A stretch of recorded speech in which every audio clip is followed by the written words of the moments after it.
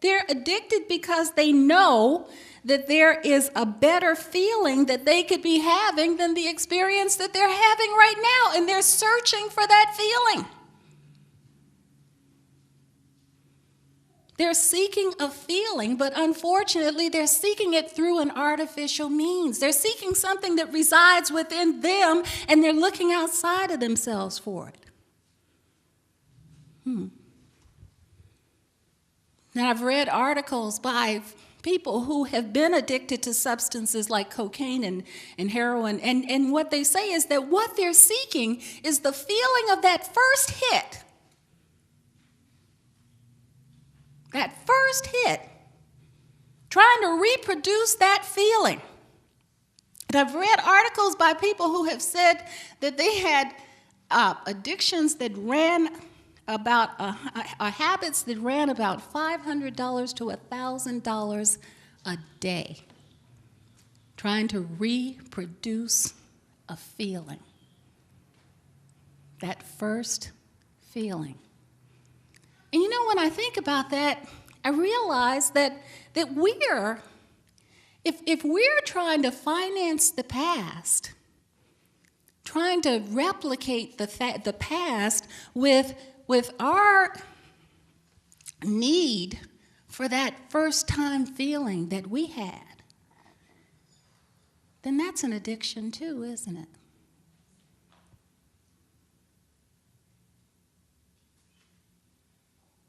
That's something to pay attention to. That's an addiction too. Trying to produce that feeling from the past, trying to reproduce that good feeling, replicate what that felt like. There's a song by Sade, and it's called "It's Never as Good as the First Time." And in it she says, "Natural as the way we came to be, the second time won't live up to the dream. Natural as the way we came to be, the second time is not quite what it seemed, because it's never as good as the first time." A few weeks ago, I went to a Silmar for one day. And it was an amazing, amazing time that I had. It felt like 2 weeks were pressed into one day. And I got home and I asked myself the question, I said, why was that so good? And I realized the reason that it was so good was that there were brand new talks. There were brand new workshops. I barely even knew any of the people there. But the whole experience was brand new, and I let it be that way. I didn't have to compare it to anything from the past. It was wonderful. And I could stand in that because I was in the present moment. I was experiencing it from the present moment. And so what I gave myself, here it is, was a brand new first time. And that's what this talk is about. That's the lesson. It's never as good as the first time, but if we're living in the present moment, we can give ourselves an infinite number of first-time experiences.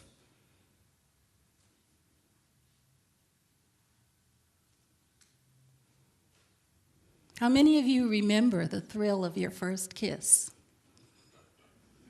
Just 2? Really? Must not have been no, anyway.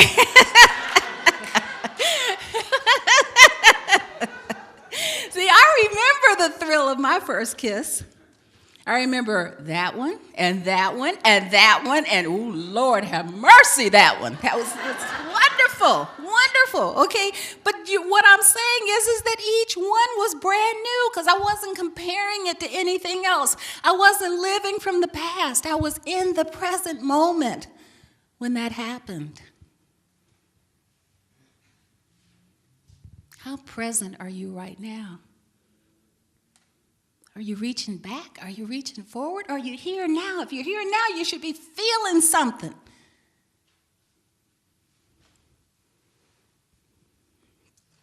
BMW has a wonderful commercial. I love it. You've heard me mention it before. They say, when was the last time that you experienced something for the very first time? When did that happen for you? Does anything come to mind right now? Then that's what the commercial is about. It's a wake-up call. When was the last time that you experienced something for the very first time? If you're not experiencing first-time experiences now, you're either looking back or looking forward. If you're looking back, you're trying to replicate a memory. You remember the first time that you attended a Science of Mind class or a lecture? Yeah, absolutely. And wasn't that a wonderful experience? You remember that feeling? Every time we identify a new idea, a higher truth, I feel that same experience over and over and over again. I give myself a new first time.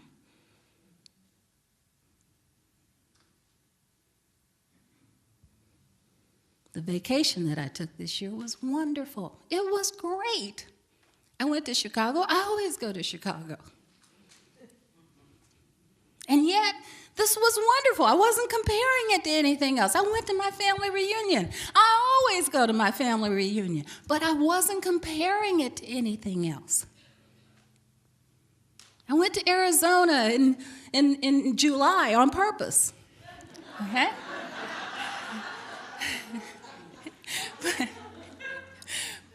And I had a wonderful time because I wasn't sitting there saying, boy, the weather is sure better in the Bay Area than it is here. I wasn't comparing it to anything. I was present. See, but here's the problem. When things aren't going the way that we want them to go, especially when our life is in flux, okay, we tend to be so preoccupied with getting things back to the way they were. Okay? Instead of simply embracing the way that they are right now. Now, this is one of the most difficult things for metaphysical students, to embrace where I am right now. Here it is. Whatever this is, there's a gift in it. Not judge it. Here it is. This is where my consciousness is. Recognize there's a gift in this situation and not judge it. That's a tough one for us. You know, we get a cold and we say, well, what's in my consciousness to have a cold? Maybe you just have a cold to prove to yourself that you don't need one. Maybe you just have cancer to prove to yourself that there's nothing greater than God. Maybe you've lost your job just to prove to yourself that God is your source, your only source.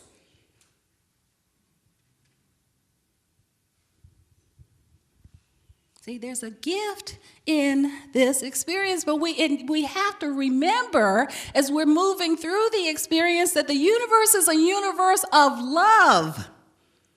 What a difference that makes as I'm moving through something. I'm in a universe of love, not punishment. I'm in a universe of forward movement. Whatever this experience is, it's not directing me backwards into something that I've already had. It's directing me forward. It's propelling me forward to advance my consciousness, to evolve my consciousness. I asked myself the question, I said, why do we yearn? Why do we yearn so much for the way that we were? And I don't think it's because things are so magnificent, or that they were so magnificent back then. I looked at that picture and I said to myself, how could I not have seen how beautiful I was? How could I not have seen that? Does that make you uncomfortable when I say that? Okay, good, because I'm going to bring that up too. But how could I not have seen that? Okay?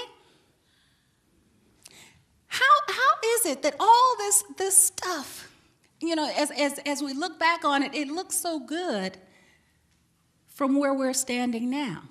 Maybe it's for no other reason than we know the outcome. we know how it turned out. And since we know how it turned out, it's safe. It's safer than where we're standing right now, because where we're standing right now, we might be feeling like we're standing in the dark. And we don't know how this is going to turn out now. So we yearn for the past. We yearn for that we already know.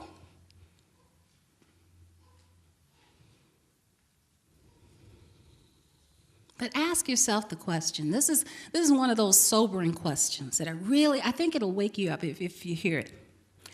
What would my life be like if it turned out that the very best that has ever happened to me in the past is the most that I could ever look forward to?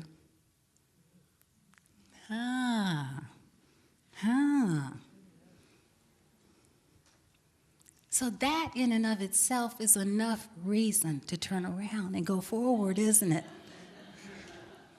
Isn't it? Isn't it? But don't be afraid of the dark. Remember, the darkness is nothing to be afraid of. The darkness was addressed in Genesis 1. I mean, that's what's so beautiful about it. Every new affirmation, every new let there be was followed by the words, so the evening and the morning were the first day, the second day, the third day, the fourth day, the fifth day, the sixth day. The evening and the morning, which is telling us that all creation started with darkness. All creation started with darkness. So if we feel like we're in the darkness right now, don't be afraid of the dark. So I want to clarify before I wrap up. I want to clarify what I'm saying here this morning, because if you're hearing me say that to look at your life and you're never going to look at that, you're never going to look that good again. You're never going to feel that good again. You're never going to be that happy again. That's not what I'm saying. That's not what I'm saying at all.